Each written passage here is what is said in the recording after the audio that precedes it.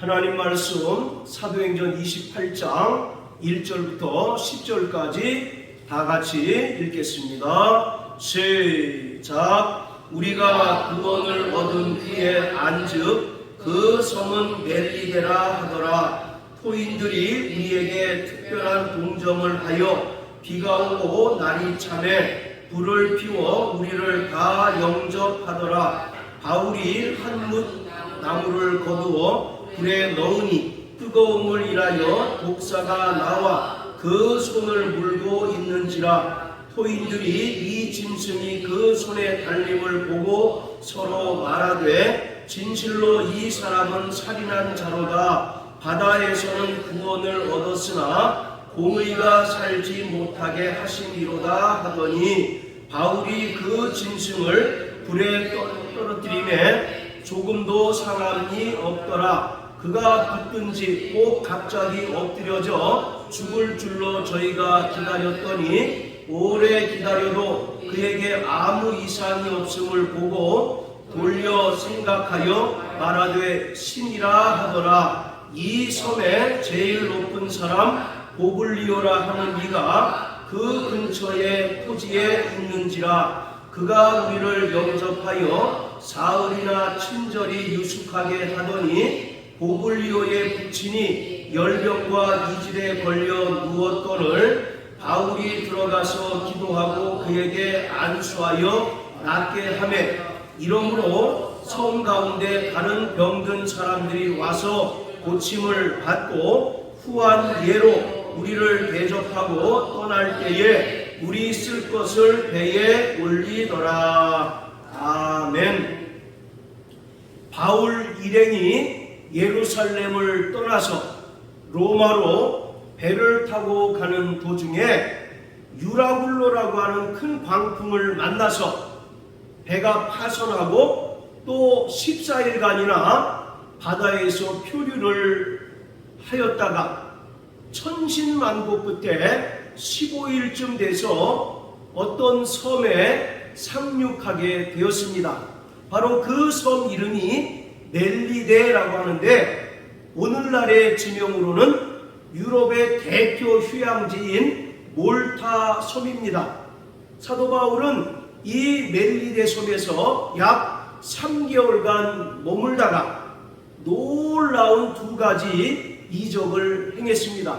그 첫 번째는 독사에 사도 바울이 물렸지만 아무런 이상이 없는 이적이었고, 두 번째 이적은 바로 그 섬에 가장 높은 자인 보블리오라고 하는 사람의 그 부친이 열병과 이질로 인하여 고생하고 있었는데 바울이 그를 위하여 기도하고 안수하며 깨끗이 나았습니다. 그리고 그 섬 중에 많은 병든 자들을 고치셨습니다.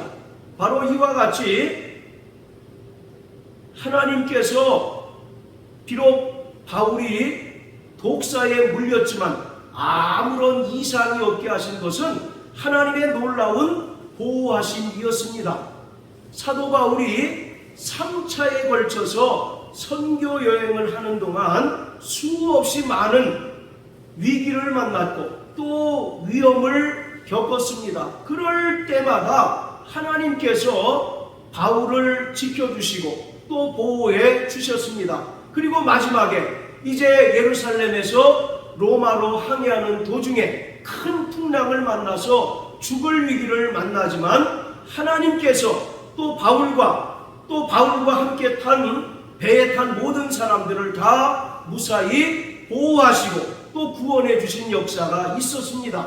그리고 독사의 독으로부터 하나님께서 사도 바울을 보호해 주셨습니다. 그뿐만 아니라 오늘 본문에 기록된 것처럼 마가복음 16장 17절 18절의 말씀처럼 믿는 자들에게 따르는 표적이 바울에게 나타나서 그 멜리데 섬에서 놀라운 이적을 행하였습니다. 이것은 하나님께서 바울과 함께 하셔서 행하신 놀라운 이적이었던 것입니다. 자, 바다에서 표류하던 바울 일행들이 섬에 도착을 했는데 그 전까지는 섬의 이름을 알지 못하였습니다. 그리고 그 섬에 상륙한 후에야 비로소 그 섬이 바로 멜리데라고 하는 섬이라는 사실을 알았어요. 그리고 그 섬에 있는 사람들이 바울 일행들을 위하여 2절에 기록한 것처럼 비가 오고 날이 참에 불을 피워서 그들을 따뜻하게 해줬습니다. 그리고 바울도 3절에 기록한 것처럼 한 뭇 나무를 거두어 불에 던질 때 뜨거움을 견디지 못한 독사가 바울을 물었습니다. 이것을 본 멜리데의 섬사람들은 사도 바울이 즉시로 죽을 것을 생각을 했습니다. 왜냐하면 비록 바울이 바다의 풍랑으로부터 구조가 되었지만 멜리데 섬사람들이 믿고 있는 정의의 여신으로부터 징벌을 당해서 곧 죽게 될 것을 생각했던 것입니다.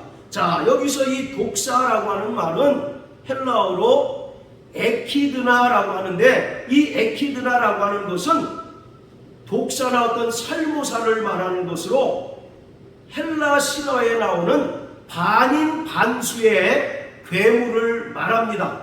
위로는 바로 여자의 모습을 하고 있지만 밑으로는 또아리를 튼 큰 뱀을 가리키는 거예요. 그리고 이 멜리데 섬 사람들은 이 뱀에 물려서 죽게 되는 것을 정의의 여신의 진노를 사서 그 사람이 죽은 것으로 간주를 합니다. 자, 우리 4절을 한번 다 같이 읽어보세요. 자, 4절 다 같이 읽겠습니다. 시작. 포인들이 이 짐승이 그 손에 달림을 보고 서로 말하되 진실로 이 사람은 살인한 자로다. 바다에서는 구원을 얻었으나 공의가 살지 못하게 하심이로다 하더니, 자, 여기 보면 바다에서는 구원을 얻었으나 공의가 살지 못하게 하실 것이다 라고 말하고 있는데, 여기서 말하는 공의라고 하는 것은 우리가 일반적으로 아는 하나님의 공의 할 때 그 공의를 말하는 것이 아니라 디케라고 하는 그리스 신화에 나오는 정의의 여신을 말합니다. 바로 이 공의라고 하는 말이 헬라어로 디케라고 하는 단어인데, 이 디케라고 하는 말은 그리스 신화에 나오는 정의의 여신을 말하는 거예요. 이 디케라고 하는 여신은 헬라 신화의 최고신인 제우스의 딸입니다. 그리고 정의와 공의로서 사람들을 심판하고 또 때로는 진노를 베푼다고 알려진 그러한 신이에요. 그래서 사도 바울이 이 디케라고 하는 여신에 의하여 진노를 당해서 곧 죽게 되리라고 섬사람들은 생각을 했던 것입니다. 비록 사도 바울이 큰 풍랑을 만났으나 구조되었지만 그가 뱀에 물려서 이제 곧 죽게 될 것인데, 이것은 분명히 사도 바울이 죄인이기 때문에 디케라고 하는 정의의 여신으로부터 심판을 받고 또 진노를 받아서 죽게 되리라고 생각을 했던 것입니다. 그런데 이 멜리데 섬 사람들은 사도 바울이 이제 독사에 물려서 곧 죽게 되리라고 생각을 했는데, 시간이 지나도 사도 바울이 전혀 이상이 없고 오히려 더 건강했던 것입니다. 그래서 이 섬 사람들이 사도 바울을 신이라고 이제 부르게 된 거죠. 왜냐하면 디케라고 하는 여신에 의하여 진노를 받아서 독사의 물림으로써 이제 곧 죽게 되리라고 생각을 했는데, 그런 위기를 극복하고 오히려 더 건강하기 때문에 바로 신의 진노를 이긴 사람이 바로 일반 사람이 아니고 신이라고 그들은 생각을 했던 것입니다. 그래서 이 멜리데 섬 사람들은 사도 바울을 신처럼 이제 모시게 된 거죠. 자, 우리 14장을 한번 다 같이 보십니다. 사도행전 14장.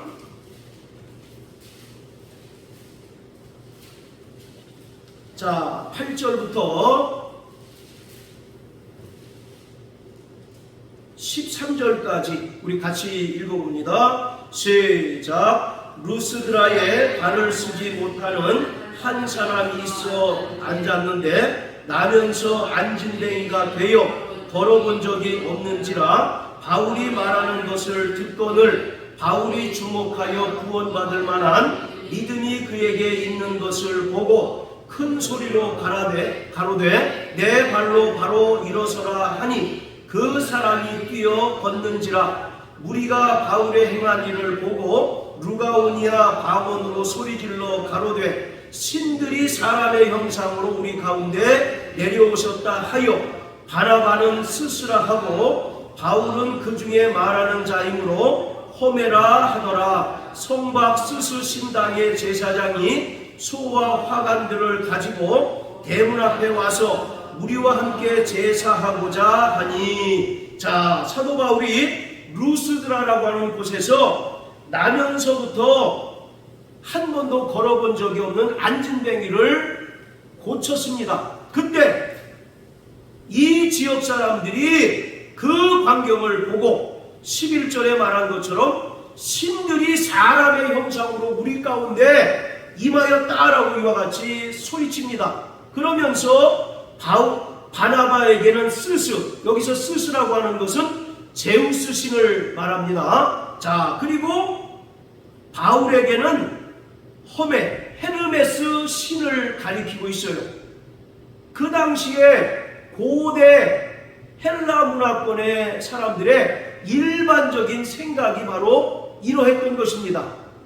어떤 특별한 능력을 행하고 또 일반 사람으로는 행할 수 없는 놀라운 이적들을 행할 때 그 사람을 자신들과 같은 수준의 사람이 아니라 하늘로부터 신이 강림했다고 그들은 믿고 또 그러한 자들을 바로 섬기는 것이 일반적인 관례였습니다.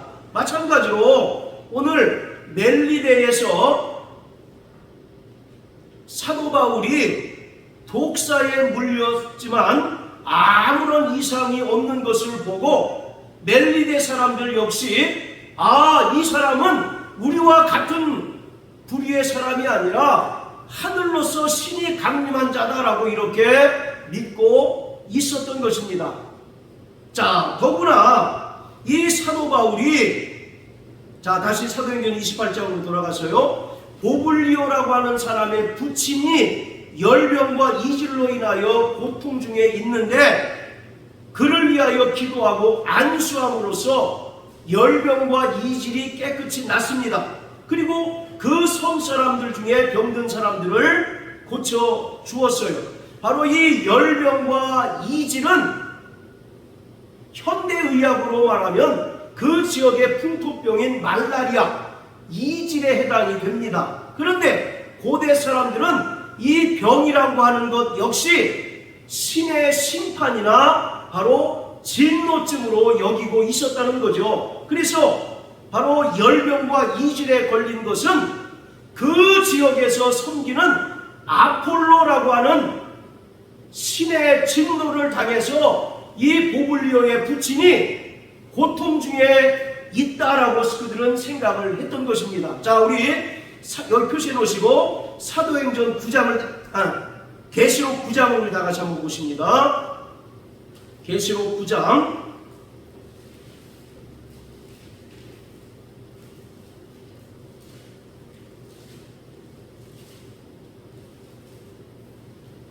자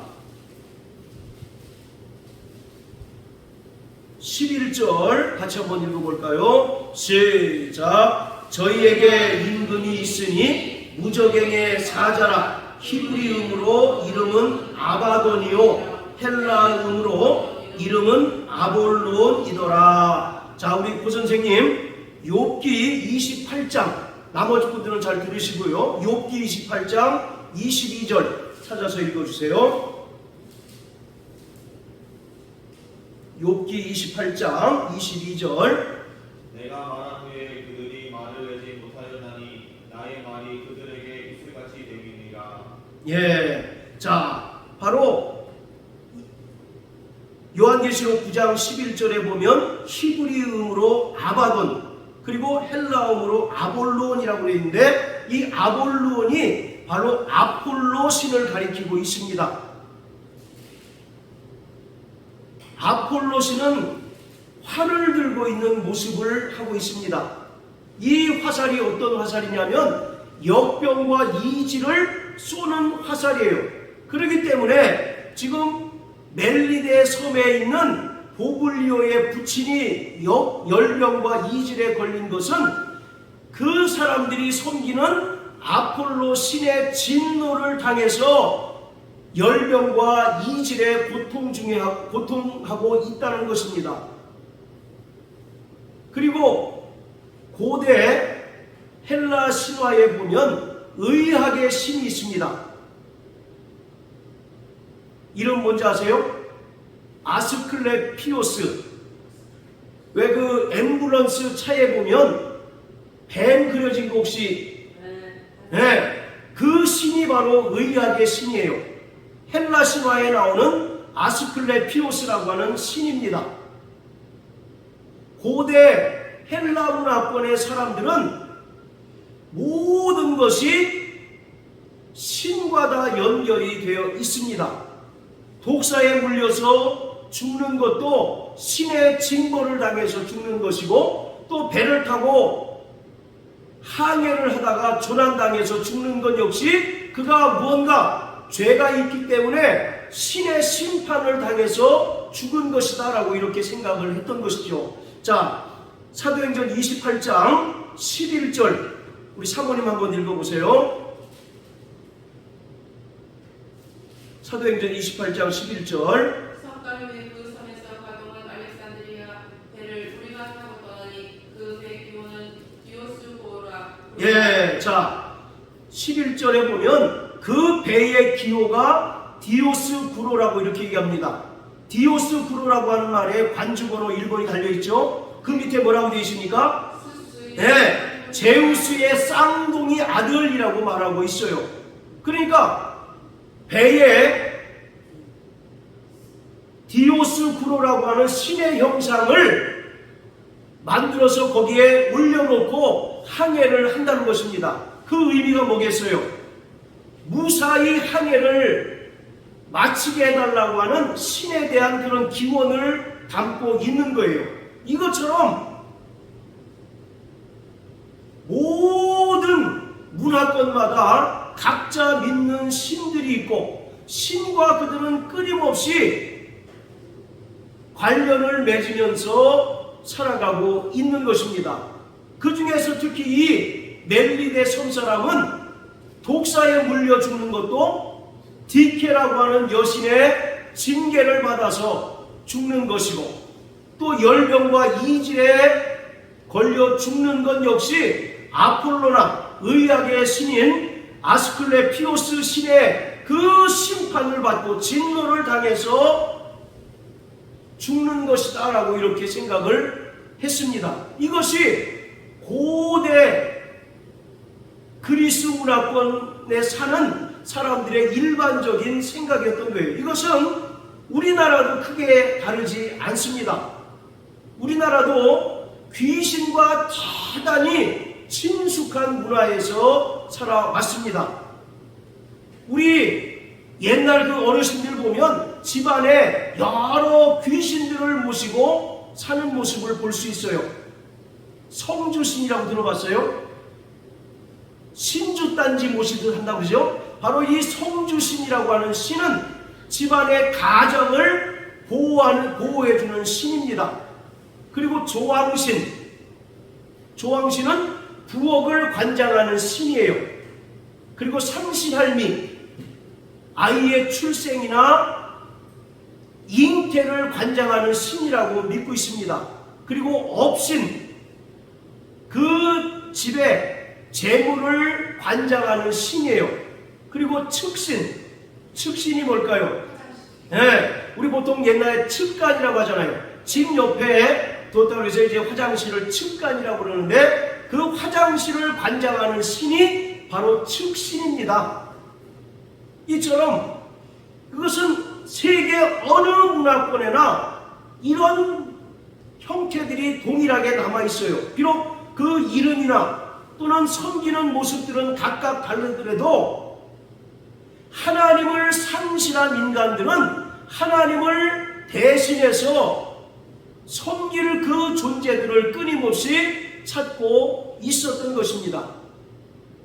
애굽에도 애굽 사람들이 섬기는 신들이 있고 또 팔레스타인 지역에도 바알이라고 하는 신이 있고 또 바벨론 지역에도 마르둑이라고 하는 신이 있고 이처럼 세계 어느 지역에나 동일하게 또는 대단히 유사하게 각각의 신들을 섬기는 그 모습들이 남아 있습니다. 그래서 에베소서 2장은 우리가 과거에 예수를 믿기 전에는 이 세상 풍속을 쫓고 공중권세 잡은 자를 따랐다라고 말씀하고 있습니다. 자, 에베소서 2장을 다 같이 한번 보십니다.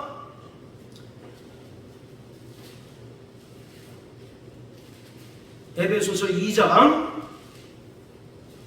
자 1절부터 3절까지 시작. 너희의 허물과 죄로 죽었던 너희를 살리셨도다. 그때에 너희가 그 가운데서 행하여 이 세상 풍속을 좇고 공중의 권세 잡은 자를 따랐으니 곧 지금 불순종의 아들들 가운데서 역사하는 영이라. 전에는 우리도 다 그 가운데서 우리 육체의 욕심을 따라 지내며 육체와 마음에 원하는 것을 하여 다른 이들과 같이 본질상 진노의 자녀이었더니 우리가 과거에 예수를 믿기 전에는 우리도 역시 세상 풍속을 좇고 공중권세 잡은 자를 따랐다라고 말합니다. 세상 풍속이 뭐예요? 우상 숭배를 말하고 있습니다. 그리고 바로 종교성을 가지고 우리가 알지 못하는 신을 섬기는 것을 바로 세상 풍속이라고 말합니다. 사도행전 17장 22절에 보면 사도 바울이 아테네에 가서 복음을 전할 때 대단히 많은 우상들이 있는 것을 보고 아덴 사람들아 너희는 범사에 종교성이 많다라고 이와 같이 선언한 것을 볼 수가 있습니다. 바로 여기서 이 종교성이라고 하는 말은 귀신을 두려워하고 또 귀신을 섬기는 것을 말하고 있어요. 이 세상에 모든 종교는 모두 귀신을 섬기고 또 귀신을 두려워하는 것이 바로 종교인 것입니다. 우리도 과거에는 불신자들과 다를 바 없이 세상 풍속을 좇고 또 귀신과 친숙한 문화 가운데서 살았던 것입니다. 그런데 예수 그리스도의 은혜로 말미암아 구원받고 또 하나님의 자녀된 순간 우리는 이제 세상 풍속을 끊고 오직 믿음의 주여 또 온전케 하신 예수 그리스도를 바라보고 또 그가 우리에게 베푸신 그 은혜의 말씀만을 순종하는 삶을 살게 된 것입니다. 자, 다시 사도행전 28장으로 돌아가서요. 고대 세계의 세계관이 바로 이렇습니다. 모든 것이 다 신과 연결이 되어서 병이 걸려도 신의 진노를 당한 것이고 또 배가 항해 도중에 조난을 당해도 신의 심판을 당한 것이고 그리고 독사에 물려 죽는 것도 신의 징벌을 당한 것이라고 생각을 했던 거예요. 그런데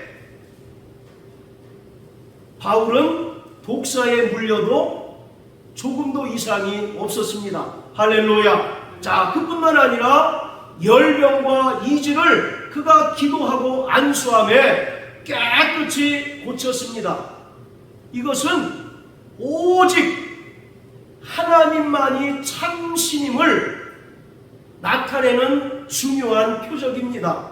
그들이 헬라 신들을 섬기는, 헬라의 신들을 섬기는 문화권에서 살던 자들이었는데, 바울이 독사의 그 독에도 조금도 이상이 없었고, 또 열병과 이질을 그가 기도하고 안수함으로 고친 것은 오직 하나님만이 참신임을 나타내는 대단히 중요한 표적입니다.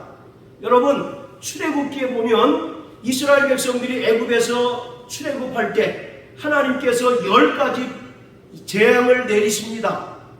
10가지 재앙은 단순한 재앙이 아니라 하나님께서 애굽의 신들을 하나하나씩 도장 깨게 하신 거예요.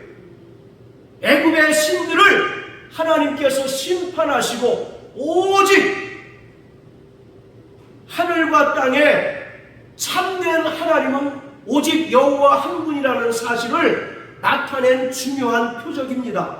자, 그 첫 번째 재앙이 뭐였습니까? 출애굽기에 나오는 10가지 재앙 중에 첫 번째 재앙이 바울이 지팡이로 나일강을 치자 피가 됐죠. 바로 이것은 애굽 사람들은 그 나일강을 하피라고 하는 그 여신이라고 생각하고 여신을 급진하게 섬깁니다. 여신을 급진하게 섬기면 매년 5월달이 되면 강이 범람함에 따라서 아주 좋은 흙을 옮겨준다라고 그들은 믿고 있었어요.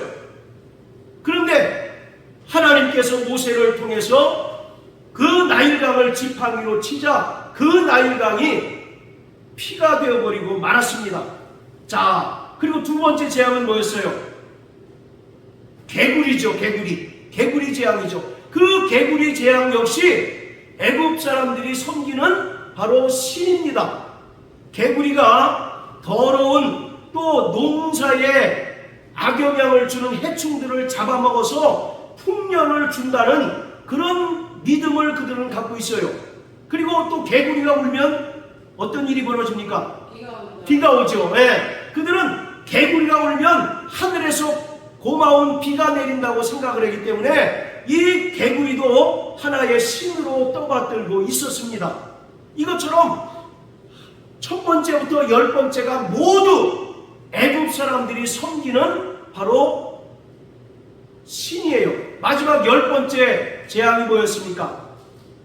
장자들이 다 죽는 거죠. 그리고 또 짐승의 초태생들이 다 죽는 재앙이었습니다. 이것은 애굽 사람들이 섬기는 최고의 신, 바로 생명의 신을 하나님께서 심판하신 거예요. 자, 우리 출애굽기 12장 다 같이 한번 보십니다. 출애굽기 12장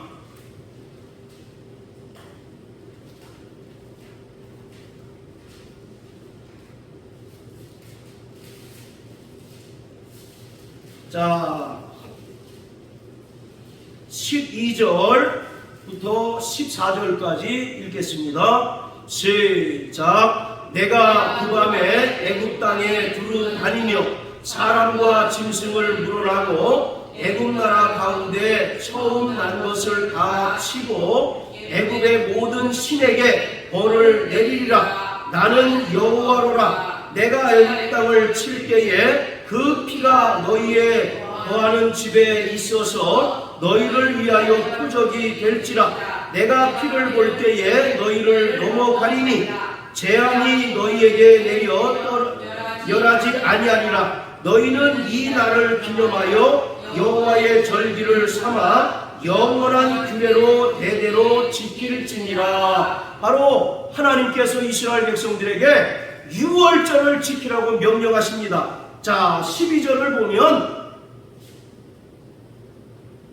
애굽의 모든 신에게 벌을 내리시겠다라고 말씀하고 있습니다. 자, 또 민수기 33장입니다. 민수기 33장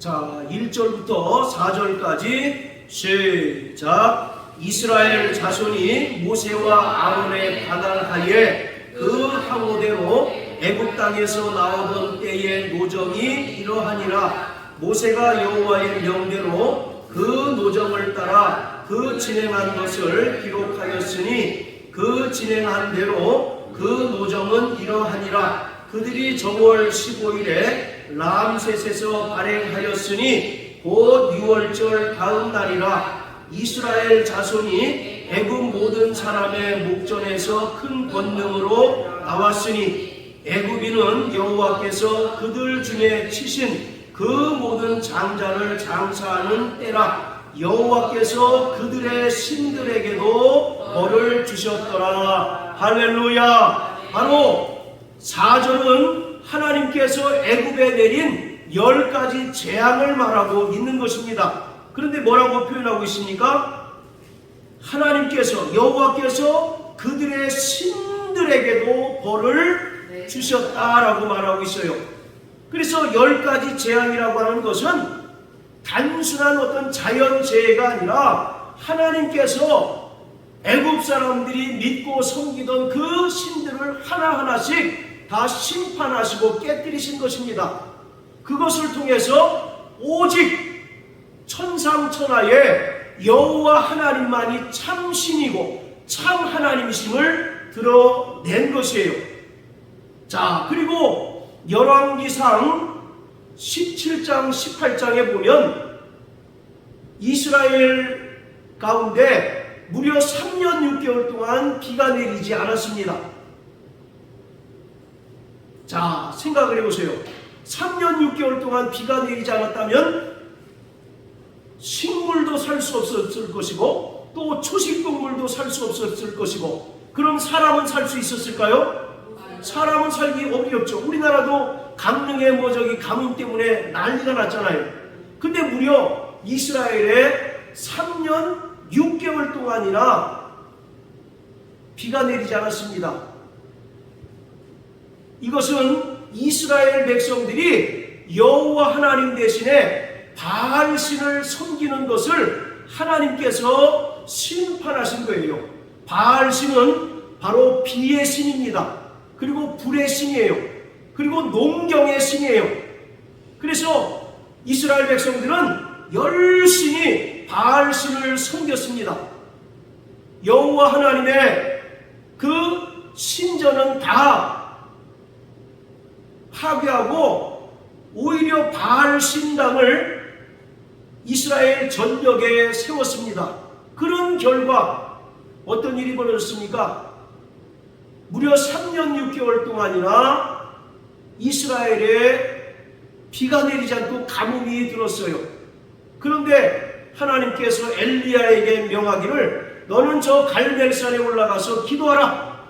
그러면 하나님께서 비를 내려주신다라고 말씀하고 있습니다.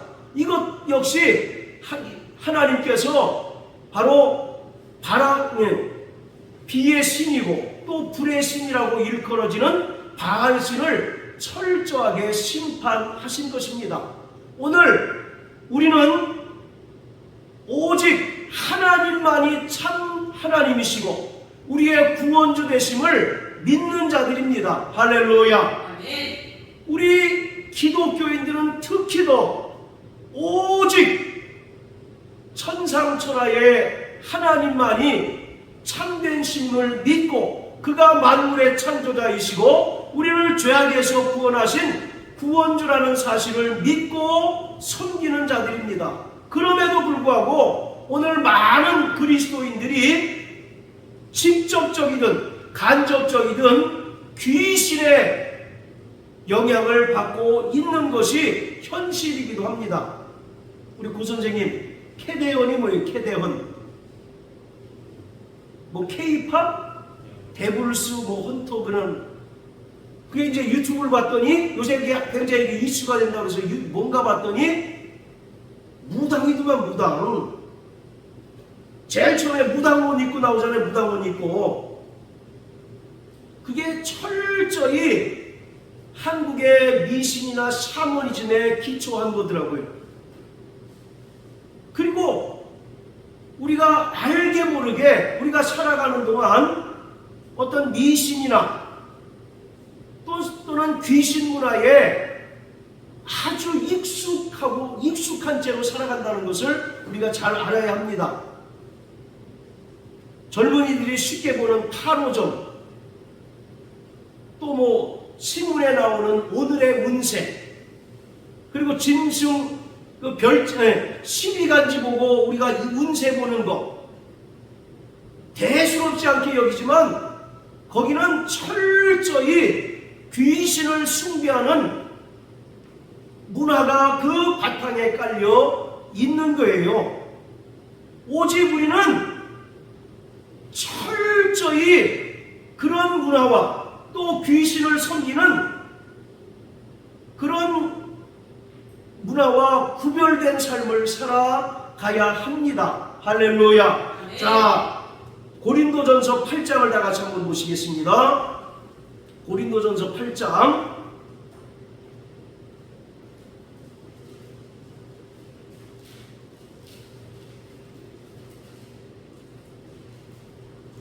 자, 1절부터 6절까지 다 같이 읽겠습니다. 시작. 우상의 제물에 대하여는 우리가 다 지식이 있는 줄을 알아 지식은 교만하게 하여 사람은 덕을 세우나니 만일 누구든지 무엇을 아는 줄로 생각하면 아직도 마땅히 알 것을 알지 못하는 것이요 또 누구든지 하나님을 사랑하면 이 사람은 하나님의 아시는 바 되었느니라. 그러므로 우상의 제물 먹는 일에 대하여는 우리가 우상은 세상에 아무것도 아니요 또한 하나님은 한 분밖에 없는 줄 아노라.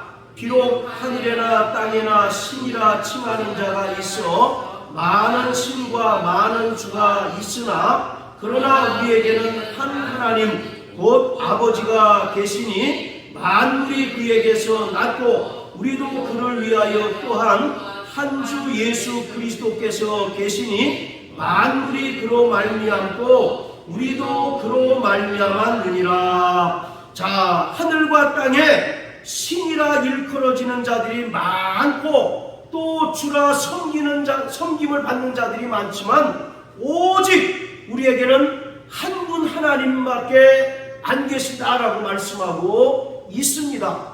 세상에 있는 모든 우상과 또 종교는 결국 우리를 철저히 하나님에게서 끊고자 하는 마귀의 역사라는 사실을 우리는 분명하게 알아야 합니다. 아까도 말씀드렸던 것처럼 사도행전 17장 22절에서 바로 종교라고 하는 단어가 나오는데 종교는 귀신을 두려워하는 겁니다. 바로 귀신을 섬기는 것이 결국 종교인 것이에요. 우리는 알지 못하는 신을 섬기는 것이 아니라 영원 전부터 하나님과 함께 계셨던 하나님의 아들 예수 그리스도께서 이 땅에 오셔서 우리를 위하여 친히 십자가에 달려 죽으시고 부활하사 우리를 구원하셨다는 사실을 믿는 자들입니다. 할렐루야. 바로 하나님은 만물의 창조주이시며 또 우리를 죄악에서 구원하신 구원주이시며 또 장차 우리를 심판하실 심판주이십니다. 그렇기 때문에 구원받은 성도들은 세상의 문화에 세상에 또는 종교에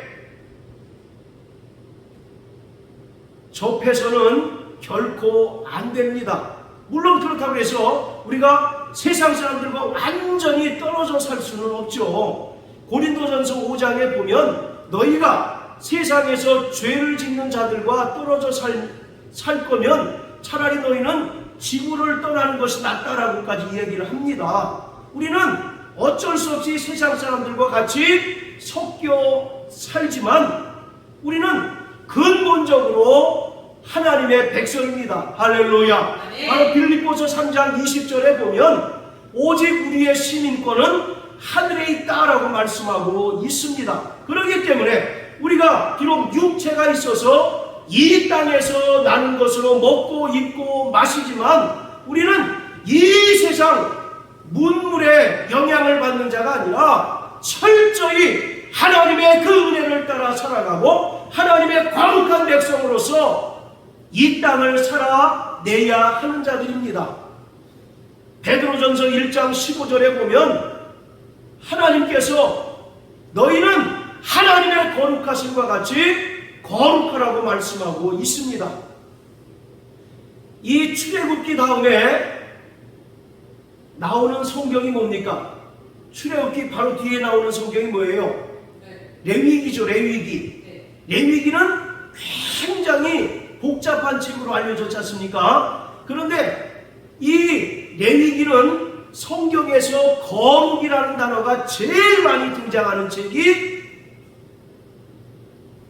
레위기입니다. 왜 하필이면 출애굽한 이스라엘 백성들에게 하나님께서 거룩할 것을 명령하셨을까요? 너희는 이제 세상 백성이 아니라 즉 마귀에게 속한 자가 아니라 하나님의 백성이 되었기 때문에 하나님의 거룩하심과 같이 너희도 거룩할 것을 계속 말씀하고 있습니다. 일일이 그 사례를 들어가면서 레위기를 통해서 하나님께서는 하나님의 백성은 거룩해야 될 것을 말씀하고 있어요. 오늘 우리의 생각이 거룩해야 합니다. 할렐루야. 우리의 언행심사가 거룩해야 하고 우리의 삶이 근본적으로 거룩해야 합니다. 우리가 어떻게 거룩해질 수 있습니까? 오직 하나님 말씀에 순종하고 또 성령님의 인도하심을 따라 살아갈 때 우리가 비로소 거룩한 하나님의 백성이 될 수가 있는 거예요. 우리는 예수님의 은혜를 믿음으로 말미암아 구원받았습니다. 할렐루야. 바로 이것을 칭의의 구원이라고 말해요. 따라하세요. 칭의의 구원. 우리는 의롭지 않지만 하나님께서 우리가 예수 그리스도를 믿음으로 말미암아 그것을 의롭다 여기셨다는 거죠. 이와 같이 칭의의 구원을 받은 자들은 성화의 삶을 살아가야 합니다. 성화의 삶은 철저히 하나님 닮아가는 삶입니다. 예수님의 인격을 닮아가고 예수님의 성품을 닮아가는 삶이 바로 성화의 삶이에요. 그러기 위해서는 우리는 철저히 비록 육체적으로는 세상의 것을 공유하며 살지만 우리는 본질적으로 하나님의 백성으로서 세상과 구별된 삶을 살아가야 합니다. 저 영원한 하나님의 나라는 거룩한 하나님의 백성만 들어갈 수가 있습니다.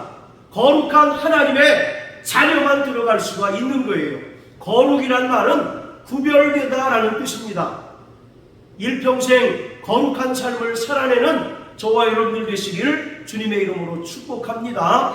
세상은 끊임없이 귀신을 숭배하고 또 귀신에게 직간접적인 영향을 받으며 살아가지만 우리는 그러한 귀신을 섬기는 문화와 또는 세상 풍속과 거리를 두고 철저히 믿음의 주여 또 온전케 하신 하나님 아들 예수 그리스도를 바라보고 날마다 정말 그가 우리에게 전파하신 그 진리의 말씀에 순종하며 사는 자들이 되어야 합니다. 이런 삶을 살아내는 저와 여러분들 되시길 주님의 이름으로 축복합니다. 할렐루야. 자, 따라하세요. 나 영혼아 하나님의 거룩하심과 같이 거룩한 자가 되자.